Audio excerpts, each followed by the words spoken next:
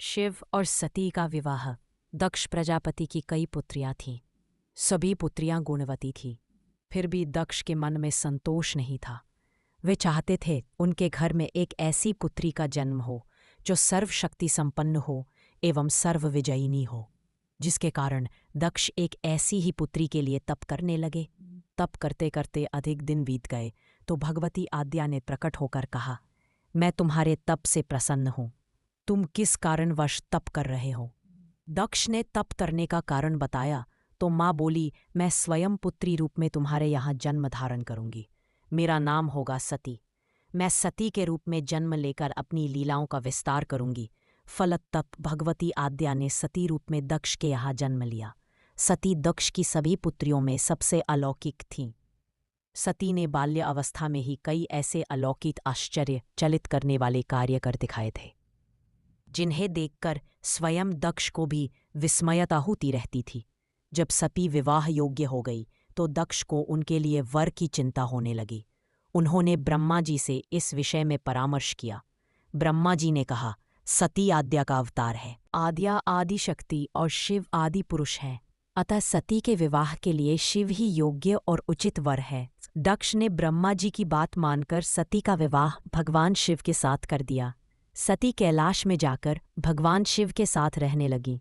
भगवान शिव के दक्ष के दामाद थे, किंतु एक ऐसी घटना घटित हो गई जिसके कारण दक्ष के हृदय में भगवान शिव के प्रति बैर और विरोध भाव पैदा हो गया। एक बार देवलोक में ब्रह्मा ने धर्म के निरूपण के लिए एक सभा का आयोजन किया था। सभी बड़े बड़े देवता सभा में एकत्र हो गए थे। भगवान शिव भी इस सभा में बैठे थे। सभा मंडल में दक्ष का आगमन हुआ। दक्ष के आगमन पर सभी देवता उठकर खड़े हो गए, पर भगवान शिव खड़े नहीं हुए। उन्होंने दक्ष को प्रणाम भी नहीं किया। फलतः दक्ष ने अपमान का अनुभव किया। केवल यही नहीं, उनके हृदय में भगवान शिव के प्रति ईर्ष्या की आग जल उठी। वे उनसे बदला लेने के लिए समय और अवसर की प्रतीक्षा करने लगे। एक बार सती और शिव कैलाश पर्वत पर बैठे हुए परस्पर वार्तालाप कर रहे थे। उसी समय आकाश मार्ग से कई विमान कनखल की ओर जाते हुए दिखाई पड़े। सती ने उन विमानों को देखकर भगवान शिव से पूछा, प्रभु, ये सभी विमान किसके हैं और कहाँ जा रहे हैं? भगवान शकन ने उत्तर दिया, आपके पिता ने बहुत बड़े यज्ञ का आयोजन किया है। समस्त देवता और देवांगनाएं इन विमानों में बैठकर उसी यज्ञ में सम्मिलित होने के लिए जा रहे हैं। इस पर सती ने दूसरा प्रश्न किया, क्या मेरे पिता ने आपको यज्ञ में सम्मिलित होने के लिए नहीं बुलाया? भगवान शंकर ने उत्तर दिया, आपके पिता मुझसे बैर रखते हैं, फिर वे मुझे क्यों बुलाने लगे? सती मन ही मन सोचने लगी, फिर बोली, यज्ञ के इस अवसर पर अवश्य मेरी सभी बहनें आएंगी। उनसे मिले हुए बहुत दिन हो गए। यदि आपकी अनुमति हो तो मैं भी अपने पिता के घर जाना चाहती हूँ। यज्ञ में सम्मिलित हो लूंगी और बहनों से भी मिलने का सुअवसर मिलेगा। भगवान शिव ने उत्तर दिया, इस समय वहां जाना उचित नहीं होगा। आपके पिता मुझसे जलते हैं, हो सकता है वे आपका भी अपमान करें।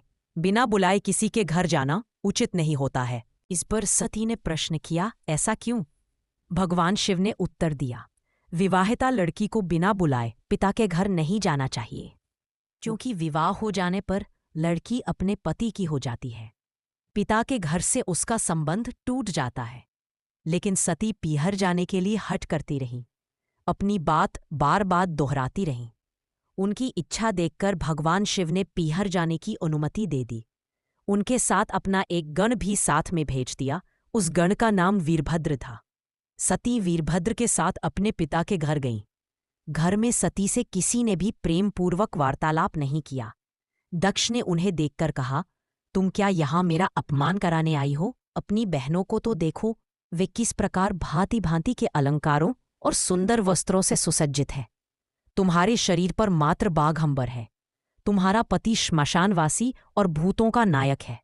वह तुम्हें बाघंबर छोड़कर और पहना ही क्या सकता है? दक्ष के कथन से सती के हृदय में पश्चाताप का सागर उमड़ पड़ा। वे सोचने लगी, उन्होंने यहाँ आकर अच्छा नहीं किया। भगवान ठीक ही कह रहे थे, बिना बुलाए पिता के घर भी नहीं जाना चाहिए। पर अब क्या हो सकता है?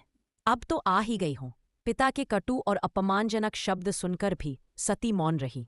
वे उस यज्ञ मंडल में गईं जहां सभी देवता और ऋषि मुनि बैठे थे तथा यज्ञ कुंड में धू धू करती जलती हुई अग्नि में आहुतियां डाली जा रही थीं। सती ने यज्ञ मंडप में सभी देवताओं के तो भाग देखे, किंतु भगवान शिव का भाग नहीं देखा। वे भगवान शिव का भाग न देखकर अपने पिता से बोली, पितृश्रेष्ठ, यज्ञ ने तो सबके भाग दिखाई पड़ रहे हैं, किंतु कैलाशपति का भाग नहीं है। आपने उनका भाग क्यों नहीं रखा? दक्ष ने गर्व से उत्तर दिया, मैं तुम्हारे पति शिव को देवता नहीं समझता। वह तो भूतों का स्वामी, नग्न रहने वाला और हड्डियों की माला धारण करने वाला है। वह देवताओं की पंक्ति में बैठने योग्य नहीं है। उसे कौन भाग देगा? सती के नेत्र लाल हो उठे, उनकी भौहें कुटिल हो गई, उनका मुखमंडल प्रलय के सूर्य की भांति तेजोदीप्त हो उठा। उन्होंने पीड़ा से तिलमिलाते हुए कहा, ओह, मैं इन शब्दों को कैसे सुन रही हूं? मुझे धिक्कार है। देवताओं, तुम्हें भी धिक्कार है। तुम भी उन कैलाशपति के लिए इन शब्दों को कैसे सुन रहे हो, जो मंगल के प्रतीक है और जो क्षण मात्र में संपूर्ण सृष्टि को नष्ट करने की शक्ति रखते हैं। वे मेरे स्वामी हैं। नारी के लिए उसका पति ही स्वर्ग होता है। जो नारी अपने पति के लिए अपमानजनक शब्दों को सुनती है, उसे नरक में जाना पड़ता है। पृथ्वी सुनो, आकाश सुनो और देवताओं, तुम भी सुनो। मेरे पिता ने मेरे स्वामी का अपमान किया है। मैं अब एक क्षण भी जीवित रहना नहीं चाहती। सती अपने कथन को समाप्त करती हुई यज्ञ के कुंड में कूद पड़ी। जलती हुई आहुतियों के साथ उनका शरीर भी जलने लगा। यज्ञ मंडप में खलबली पैदा हो गई, हाहाकार मच गया। देवता उठकर खड़े हो गए। वीरभद्र क्रोध से कांप उठे। वे उछल उछल कर यज्ञ का विध्वंस करने लगे। यज्ञ मंडप में भगदड़ मच गई। देवता और ऋषि मुनि भाग खड़े हुए। वीरभद्र ने देखते ही देखते दक्ष का मस्तक काटकर फेंक दिया। समाचार भगवान शिव के कानों में भी पड़ा। वे प्रचंड आंधी की भांति कनखल जा पहुंचे। सती के जले हुए शरीर को देखकर भगवान शिव ने अपने आप को भूल गए। सती के प्रेम और उनकी भक्ति ने शंकर के मन को व्याकुल कर दिया। उन शंकर के मन को व्याकुल कर दिया जिन्होंने काम पर भी विजय प्राप्त की थी और जो सारी सृष्टि को नष्ट करने की क्षमता रखते थे। वे सती के प्रेम में खो गए, बेसुध हो गए। भगवान शिव ने उन्मत्त की भांति सती के जले हुए शरीर को कंधे पर रख लिया। वे सभी दिशाओं में भ्रमण करने लगे। शिव और सती के इस अलौकिक प्रेम को देखकर पृथ्वी रुक गई, हवा रुक गई, जल का प्रवाह ठहर गया और रुक गईं देवताओं की सांसें। सृष्टि व्याकुल हो उठी। सृष्टि के प्राणी पुकारने लगे, पाहिमाम पाहिमाम। भयानक संकट उपस्थित देखकर सृष्टि के पालक भगवान विष्णु आगे बढ़े। वे भगवान शिव की बेसुधी में अपने चक्र से सती के एक एक अंग को काट काट कर गिराने लगे। धरती पर 51 स्थानों में सती के अंग कट कट कर गिरे। जब सती के सारे अंग कटकर गिर गए तो भगवान शिव पुनः अपने आप में आए। जब वे अपने आप में आए तो पुनः सृष्टि के सारे कार्य चलने लगे। धरती पर जिन 51 स्थानों में सती के अंग कट कट कर गिरे थे, वे ही स्थान आज शक्ति के बीच स्थान माने जाते हैं। आज भी उन स्थानों में सती का पूजन होता है, उपासना होती